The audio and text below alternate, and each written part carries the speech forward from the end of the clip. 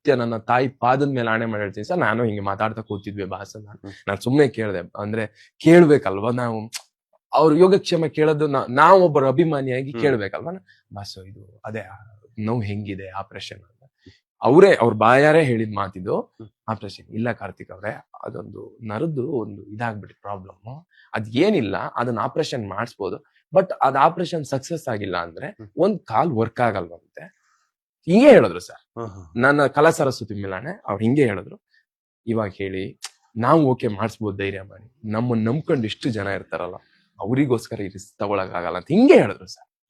ಹಿಂಗೆ ಹೇಳಿದ್ರು, ಗೊತ್ತಿಲ್ಲ ಅಂದ್ರೆ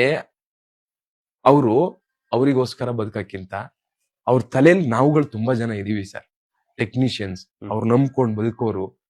ಇಲ್ಲಿ ಎಷ್ಟೋ ಜನ ಸಿನಿಮಾ ಕಲಾವಿದ್ರು, ತೆರೆ ಹಿಂದಿನ ಕಲಾವಿದ್ರು, ಅಂದ್ರೆ ಎಡಿಟರ್ಸ್, ಬಣ್ಣ ಹಚ್ಚೋನಿಂದ ಹಿಡಿದು ಅವ್ರನ್ನ ಕರ್ಕೊಬರೋ ಡ್ರೈವರ್ ಇಂದ ಹಿಡಿದು ಅವ್ರ ಸಿನಿಮಾಕ್ ಬರೋ ಪ್ರತಿ ಒಬ್ಬ ಕೆಲಸಗಾರನು ಅವ್ರ ತಲೆಯಲ್ಲಿದ್ದಾರೆ ಸರ್.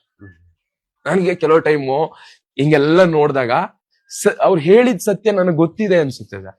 ಛೇ, ಈ ನೋವು ಅನ್ನೋದು ಆ ಅವ್ರಿಗೆ ಆಗ್ತಾ ಇರೋ ನೋವು ಯಾರಿಗಾರ ಕಾಣಿಸಿದ್ರಾದ್ರೂ ಒಂಚೂರು ಈ ತರ ಎಲ್ಲ ಏನೋ ಮಾತಾಡೋದನ್ನ ಏನೋ ಆಗಿರೋದೇನೋ ಸ್ಟಾಪ್ ಆಗಿರೋದೇನೋ, ಅವ್ರು ಎಷ್ಟೊತ್ತಿಗೆ ನಿಂತ್ಕೊಂಡ್ರೆ